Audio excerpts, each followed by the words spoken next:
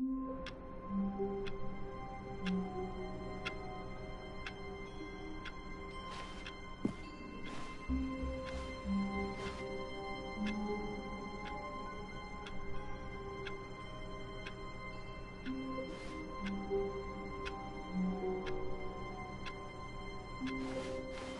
of his co-workers were gone.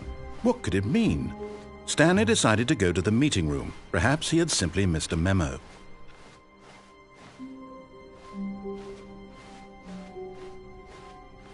When Stanley came to a set of 2 open doors, this was not the correct way to the meeting room, and Stanley knew it perfectly well. Perhaps he wanted to stop by the employee lounge first, just to admire it.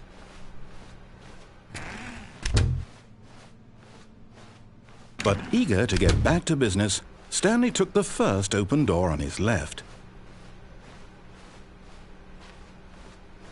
Stanley was so bad at following directions, it's incredible he wasn't fired years ago. Look, Stanley, I think perhaps we've gotten off on the wrong foot here. I'm not your enemy, really, I'm not.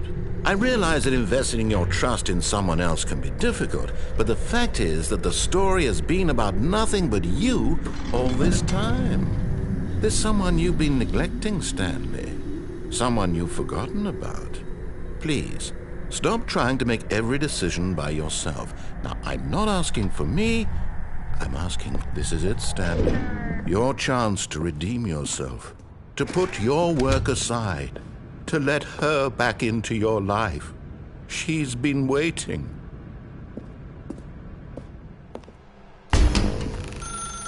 That's her, Stanley. You need to be the one to do this, to reach out to her. If you can truly place your faith in another, then pick up the phone.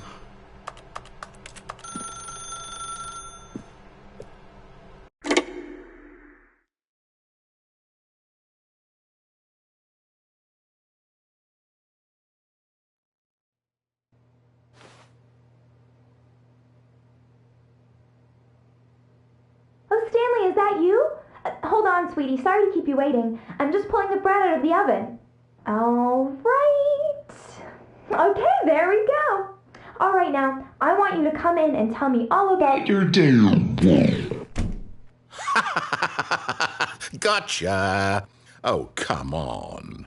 Did you actually think you had a loving wife who'd want to commit their life to you? I'm trying to make a point here, Stanley. I'm trying to get you to see something. Come inside. Let me show you what's really going on here. Sorry, but you're in my story now.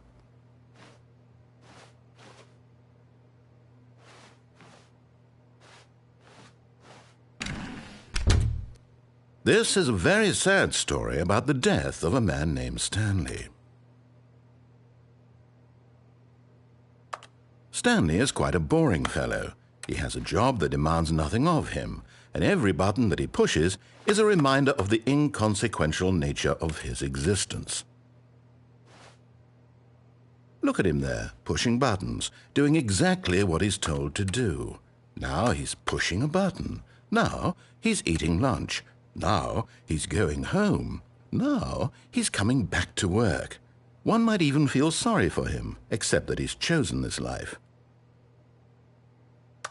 But in his mind, he can go on fantastic adventures. From behind his desk, Stanley dreamed of wild expeditions into the unknown, fantastic discoveries of new lands.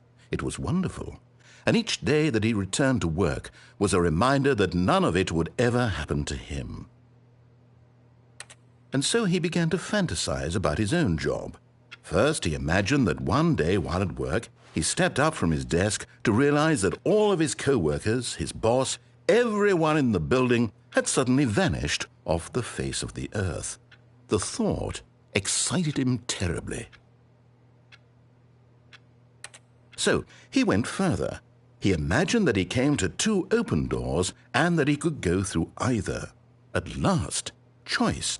It barely even mattered what lay behind each door. The mere thought that his decisions would mean something was almost too wonderful to behold. As he wandered through this fantasy world, he began to fill it with many possible paths and destinations. Down one path lay an enormous round room with monitors and mind controls. And down another was a yellow line that weaved in many directions. And down another was a game with a baby. And he called it the Stanley Parable. It was such a wonderful fantasy, and so in his head he relived it again, and then again, and again, over and over, wishing beyond hope that it would never end, that he might always feel this free. Surely there's an answer down some new path, mustn't there be? Perhaps if he played just one more time. But there is no answer. How could there possibly be? In reality, all he's doing is pushing the same buttons he always has. Nothing has changed. The longer he spends here, the more invested he gets, the more he forgets which life is the real one. And I'm trying to tell him this, that in this world he can never be anything but an observer, that as long as he remains here, he's slowly killing himself. But he won't listen to me. He won't stop. Here, watch this. Stanley, the next time the screen asks you to push a button, do not do it. You see? Can he just not hear me? How can I tell him in a way that he'll understand that every second he remains here, he's electing to kill himself? How can I get him to see what I see? How can I make him look at himself? I suppose I can't, not in the way I want him to. But I don't make the rules. I simply play to my intended purpose, the same as Stanley. We're not so different, I suppose. I'll try once more to convey all this to him. I'm compelled to. I must. Perhaps, well, maybe this time he'll see. Maybe this time. And I tried again, and Stanley pushed a button. And I tried again, and Stanley pushed a button. And I tried.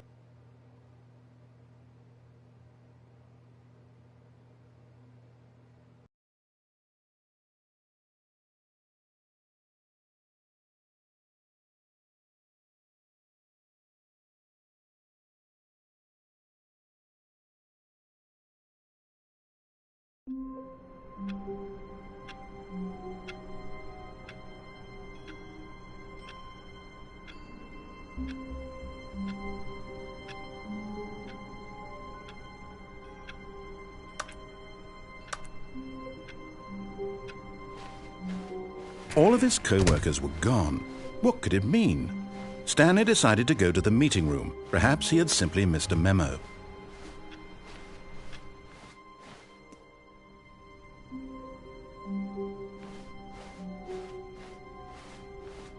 When Stanley came to a set of 2 open doors, he entered the door on his left.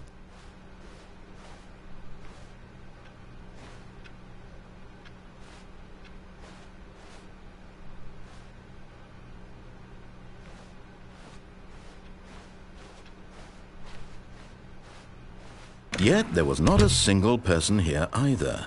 Feeling a wave of disbelief, Stanley decided to go up to his boss's office, hoping he might find an answer there.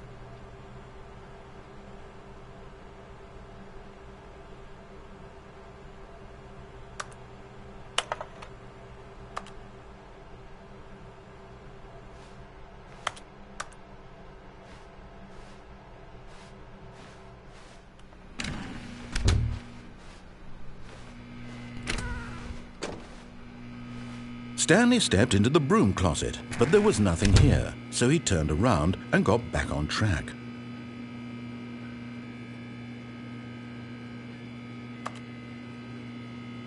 There was nothing here, no choice to make, no path to follow, just an empty broom closet. No reason to still be here.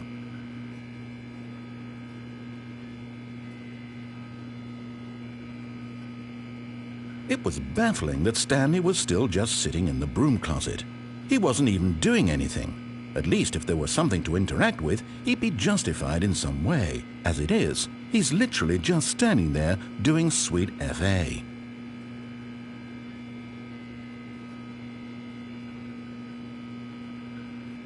Are you really still in the broom closet? Standing around doing nothing? Why? Please offer me some explanation here. I'm genuinely confused.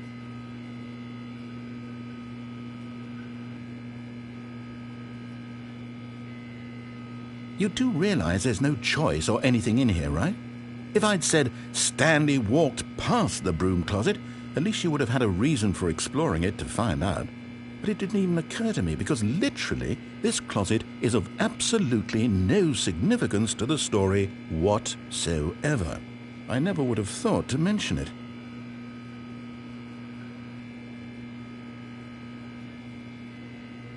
Maybe to you this is somehow its own branching path. Maybe when you go talk about this with your friends you'll say, "Oh, did you get the broom closet ending? The broom closet ending was my favorite." I hope your friends find this concerning.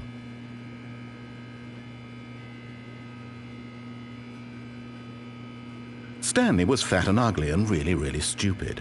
He probably only got the job because of a family connection. That's how stupid he is. That or with drug money. Also, Stanley is addicted to drugs and hookers.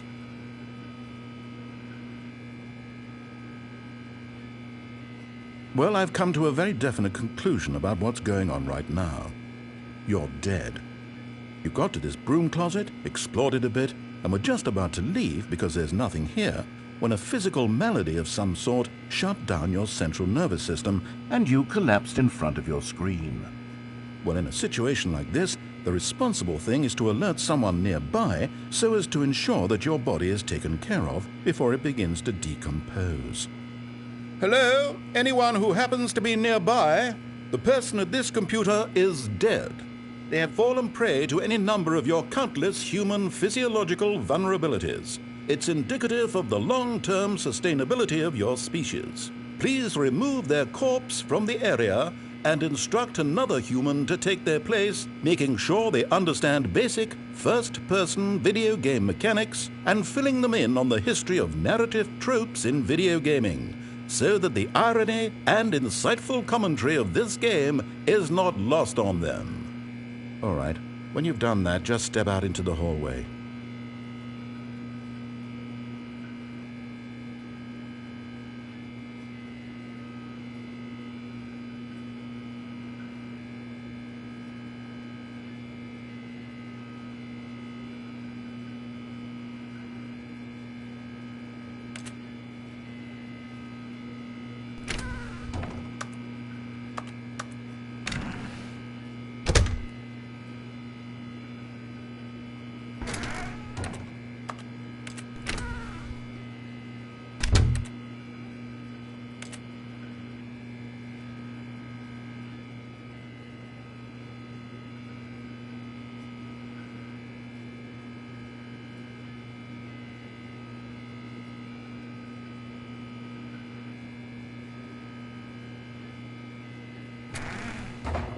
Ah, second player. It's good to have you on board.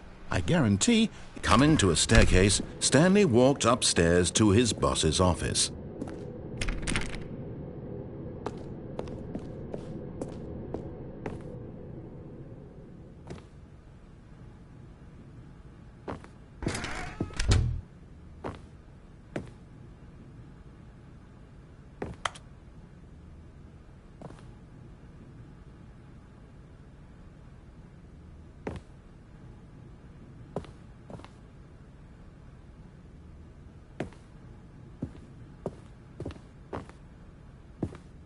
Stepping into his manager's office, Stanley was once again stunned to discover not an indication of any human life. Shocked, unraveled, Stanley wondered in disbelief who orchestrated this. What dark secret was being held from him? What he could not have known was that the keypad behind the boss's desk guarded the terrible truth that his boss had been keeping from him. And so the boss had assigned it an extra secret PIN number, 2845. But of course, Stanley couldn't possibly have known this.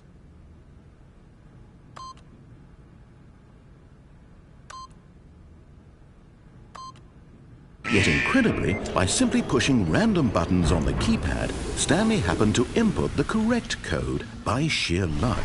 Amazing. He stepped into the newly opened passageway.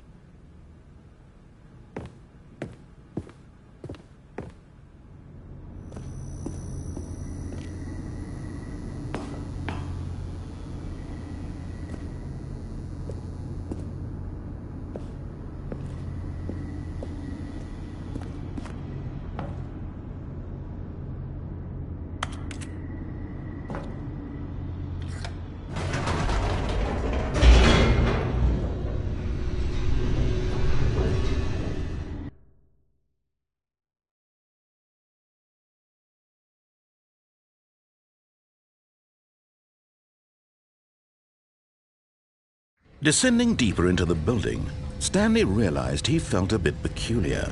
It was a stirring of emotion in his chest, as though he felt more free to think for himself, to question the nature of his job.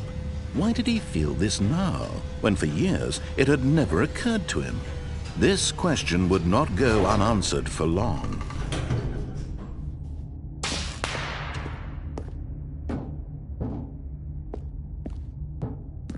Stanley walked straight ahead through the large door that read Mind Control Facility.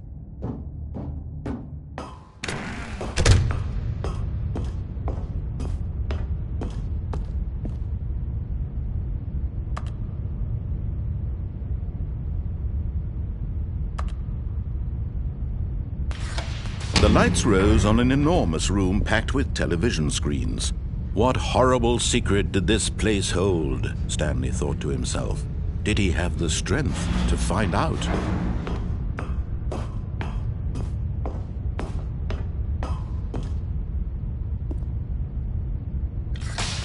Now the monitors jumped to life, their true nature revealed.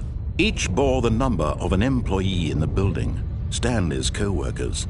The lives of so many individuals reduced to images on a screen, and Stanley, one of them, eternally monitored in this place where freedom meant nothing. This mind control facility, it was too horrible to believe. It couldn't be true. Had Stanley really been under someone's control all this time?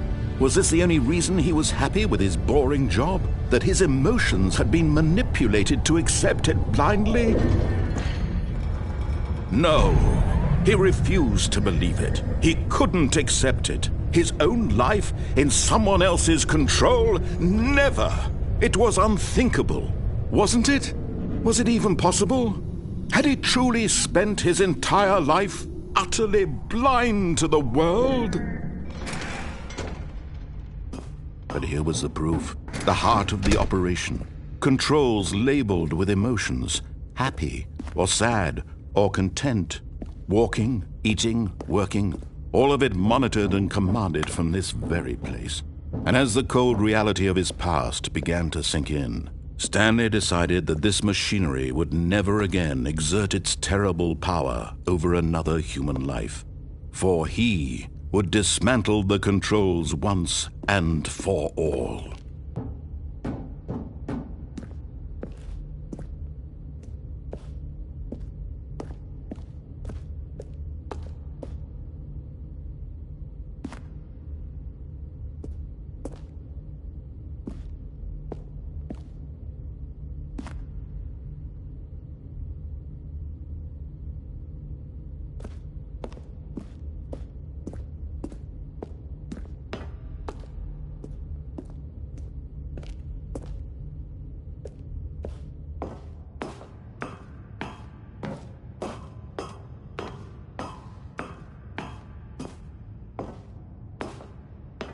And when at last he found the source of the room's power, he knew it was his duty, his obligation, to put an end to this horrible place and to everything it stood for.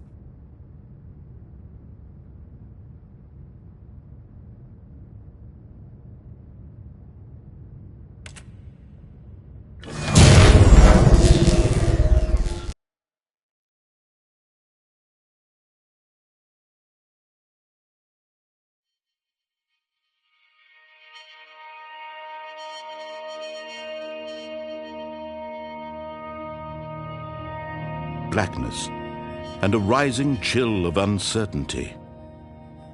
Was it over? Yes! He had won! He had defeated the machine, unshackled himself from someone else's command. Freedom was mere moments away. And yet, even as the immense door slowly opened, Stanley reflected on how many puzzles still lay unsolved. Where had his co-workers gone?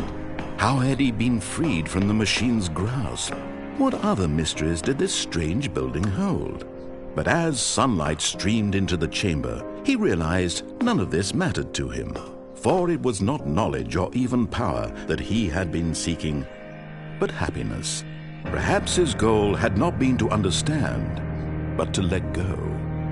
No longer would anyone tell him where to go, what to do, or how to feel. Whatever life he lives, it will be his. And that was all he needed to know. It was perhaps the only thing worth knowing. Stanley stepped through the open door. Stanley felt the cool breeze upon his skin, the feeling of liberation, the immense possibility of the new path before him. This was exactly the way, right now, that things were meant to happen. And Stanley was happy.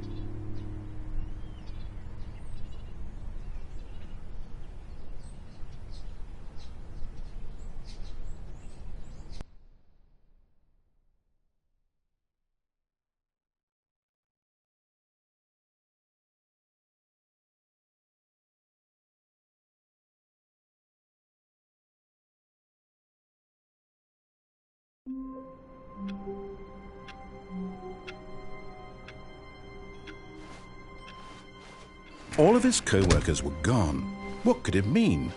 Stanley decided to go to the meeting room. Perhaps he had simply missed a memo.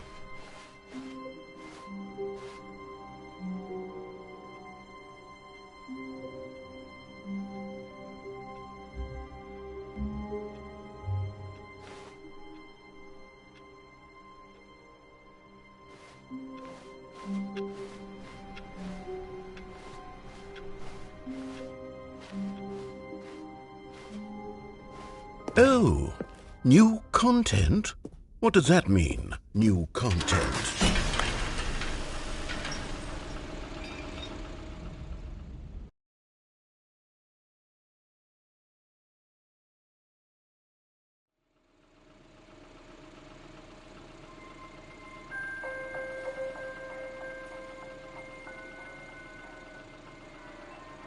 Hello, and thank you for playing the Stanley Parable Ultra Deluxe. As you may know, the Stanley Parable was a video game released in 2013 on home computers.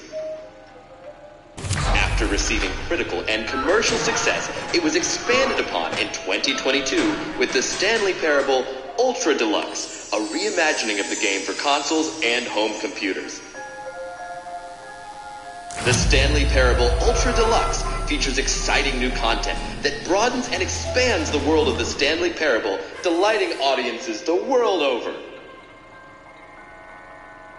Please, step inside and see what thrilling new adventures await in the Stanley Parable Ultra Deluxe. Oh, well, this sounds delightful. I'm very excited to see the thrilling new Ultra Deluxe content.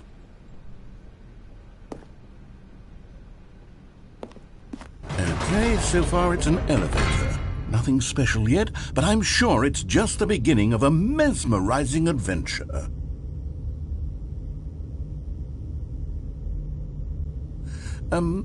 Is it broken? What's going on here? Should we be moving somewhere or... Oh, there we go.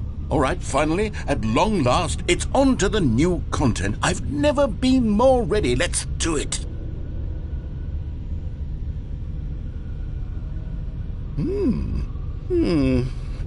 I have to say, initial impressions of Stanley Parable Ultra Deluxe, mostly tedious. It's as if, Oh, okay. Let's see the content. Give me the content, Stanley.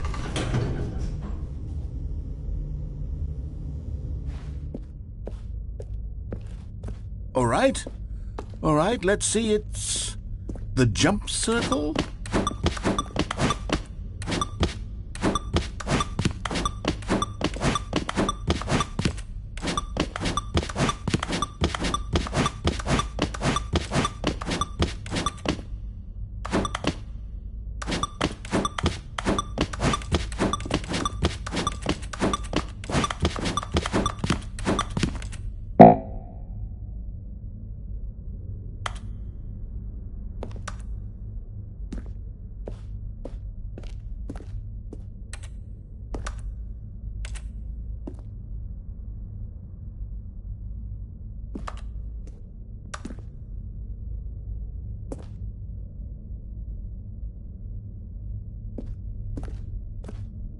Is that it?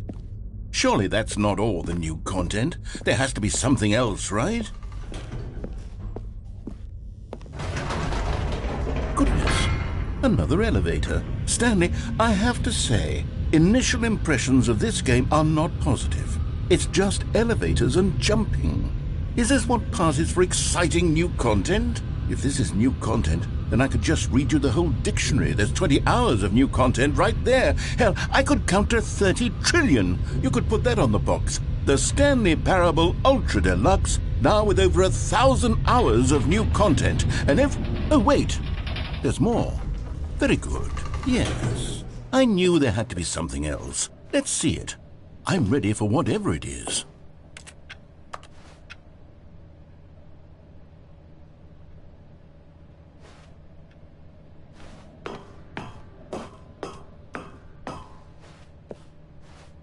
That's it? Oh, you've got to be kidding me. You see, Stanley? This is what happens when greedy video game developers with no respect for their fan base rush a cheap expansion to market for no reason other than to make an easy dollar. And don't get me started on the level of craftsmanship that's gone into it. In fact, I'm looking right now at the game's trophies, and it's hard to believe one of them actually says, "Test trophy, please ignore." What quality assurance department signed off on this? I'm infuriated and I'm offended, and I intend to find these people on Twitter and hold them personally accountable. It's my fault, Stanley. I built up too much anticipation around the new content, I'm afraid. It could never have lived up to such expectations. If you're still with me, why don't we just reset the game, and we'll try to get back to what the Stanley Parable is really about. No frills, no gimmicks. Just you and me having a great time together like always. What do you say, friend?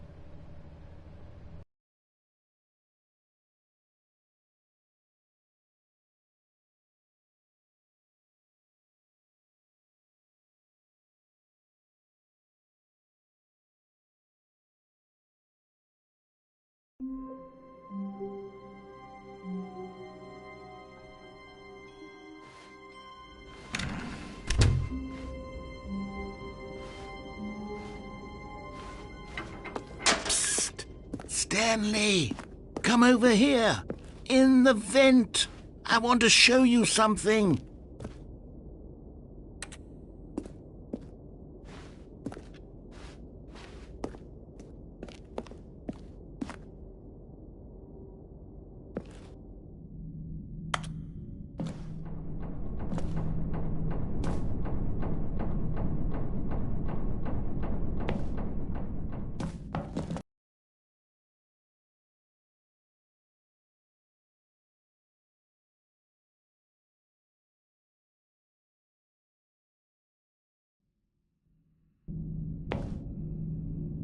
Okay, you remember how cheap and unsatisfying the new Ultra Deluxe content turned out to be? Well, it got me thinking about the past, and how much better the Stanley Parable used to be. So I made something special and tucked it away here where the game's developers won't find it. Just our little secret. Take a look. I call it the Memory Zone. It's where I've been storing all my favorite memories so I can relive the peak experiences of my life whenever I want. Experiences like the launch of the Stanley Parable on PC. You see, Stanley, doesn't the Memory Zone remind you of how wonderful Stanley Parable was before it was sullied with a cheap PlayStation port? Remember back in October of 2013 when the game originally launched? Back then, video games had integrity. Back then, it all meant something. Oh, the waste.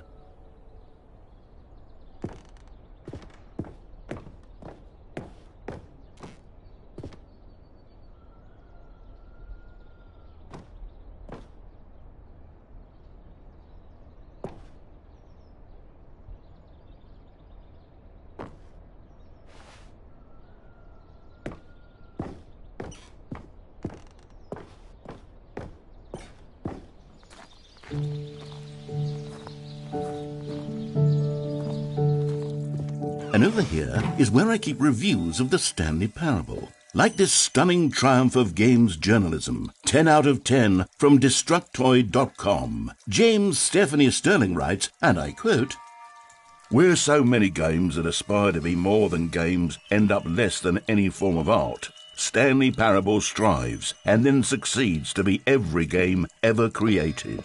Did you hear that, Stanley? Every game ever created. That's how grand and all-encompassing the original Stanley Parable was. It was literally every game ever created. It was Skyrim, it was Persona 3, it was all of them, and now it's nothing. It's no games at all. It isn't even the Stanley Parable anymore. It's just a husk now. A lifeless husk with an hour of new elevator content.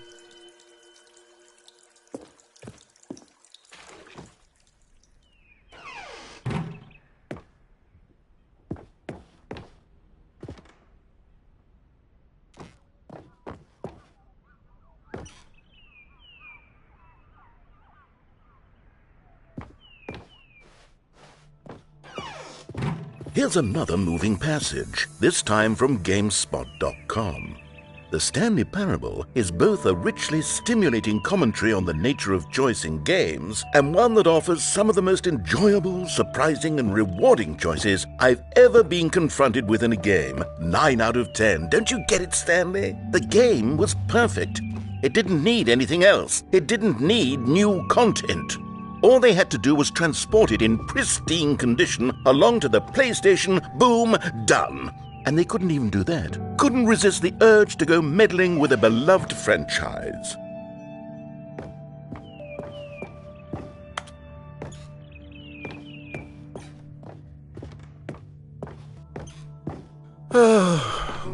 These were simpler times, Stanley. But I wouldn't give to go back, to have it all over again.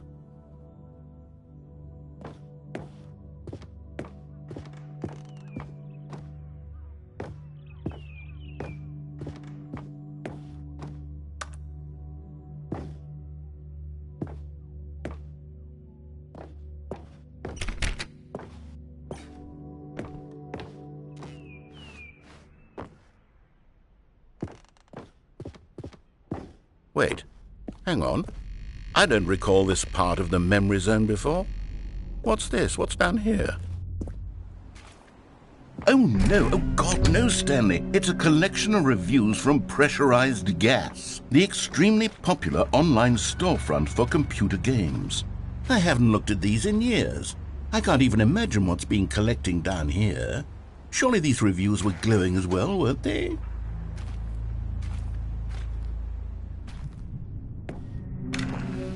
Honestly, I could not be bothered to play this game to full completion. The narrator is obnoxious and unfunny, with his humor and dialogue proving to be more irritating than entertaining. Unfunny! I'm not trying to be funny. I'm trying to make a serious work of art. I suppose I could write up a handful of gags to insert into the Stanley Parable, but the game is already such a densely layered web of profound philosophical insights that I can't even imagine where I'd have the room to stick them.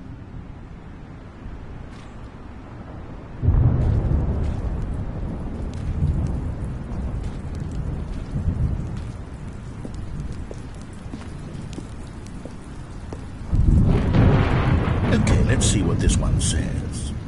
While the idea for the game is good, for someone who prefers non-linear games, this preachiness gets annoying fast. Preachy? Stanley? I'm not preachy, am I? You can tell me if I'm preachy. Honestly, you can. Oh, goodness. This is actually quite shocking for me. To be honest, I had always thought of the game's dialogue as being rather terse to begin with. You can't know how much fluff I cut from the game to get it to feel as light and airy as it... Well, I always thought it did. But maybe it wasn't. Oh dear. What an awful memory to have to hold on to. These black marks on my otherwise unimpeachable track record. I feel like a failure. Like I let these people down. Perhaps the Stanley Parable isn't quite as sterling as I always remembered.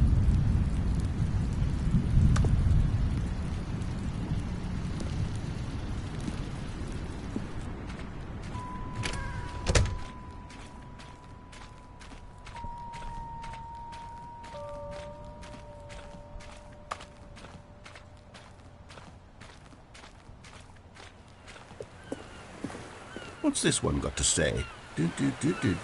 You constantly have to stop doing anything so the narrator can catch up with his long-winded explanations of what's happening. I wish there was a skip button. A skip button? Well, yes. Yes, I think we can do that. If I'm truly too preachy, then maybe letting you skip ahead for just a moment, surely it couldn't hurt. Not if it means we can strike these negative reviews from the record. Only positive reviews of the Stanley Parable. That's my motto today, and it's always been my motto. I'd do anything for the customer, Stanley. Yes, a skip button we shall have. And here it is. Go ahead and give it a shot. I'll pop you forward in time so that the second my incessant droning starts to bore you, with just the push of a button, you'll have zipped right past it. It's what the players have been asking for, and I'm very proud to have delivered. No more listening to me rambling on and on and on. No. The Stanley Parable is a game for the people, and if the people want silence, then by goodness, that's what they're going to get. Well, don't sit around waiting for me to shut up. Go ahead and make me shut up. Here, we'll pretend that I've just begun an interminable monologue, and it goes something like this.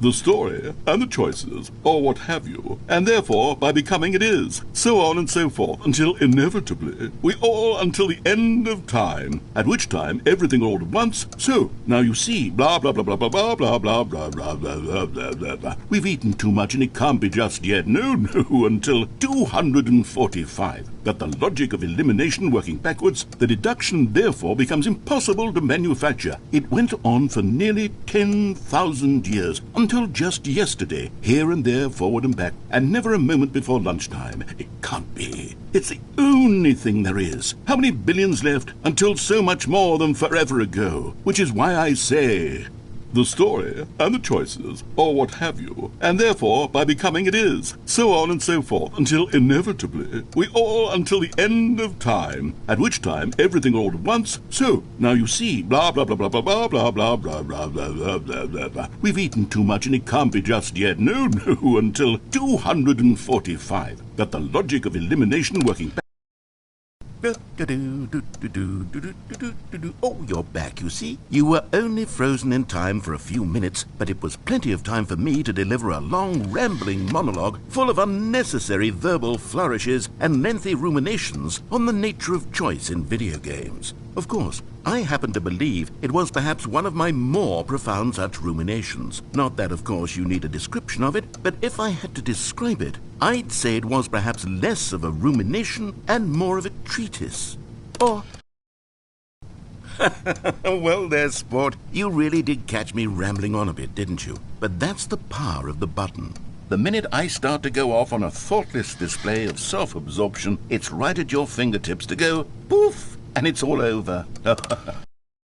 Okay, welcome back, Stanley. Now, I should say that the amount of time the button has been skipping through is becoming longer and longer. That last one was, well, I want to say maybe 30, 45 minutes? It's not unendurable by... Stanley, please don't push the button again. It's been 12 hours. You've just been frozen there. I don't know why the skips are getting longer, but they're... Oh, Stanley, you're back. You're back. Oh, my goodness. I have someone to talk to again. Stanley, I think it's been a week. Or 2 weeks.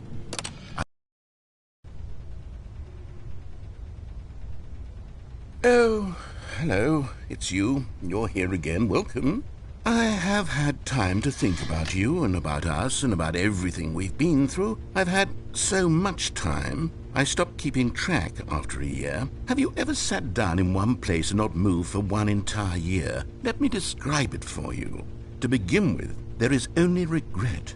There is only the turning wheel of missed opportunities. I felt nothing at all but regret for the longest time, Stanley. Days, months. I lost it all in a blur.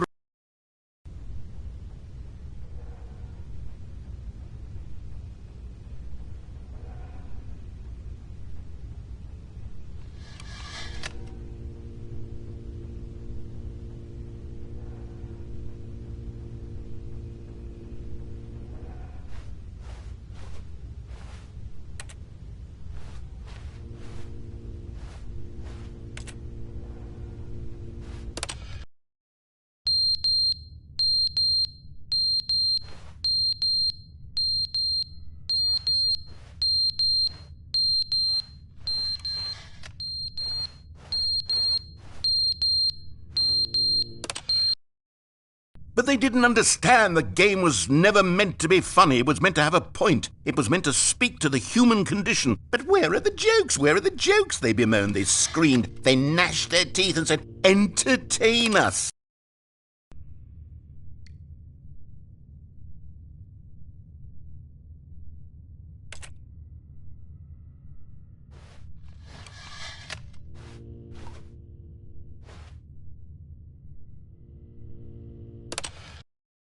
The end is never the end, is never the end, is never the end, is never the end, is never the end, is never the end, is never the end, is never the end, is never the end, is never the end, is never the end, is never the end.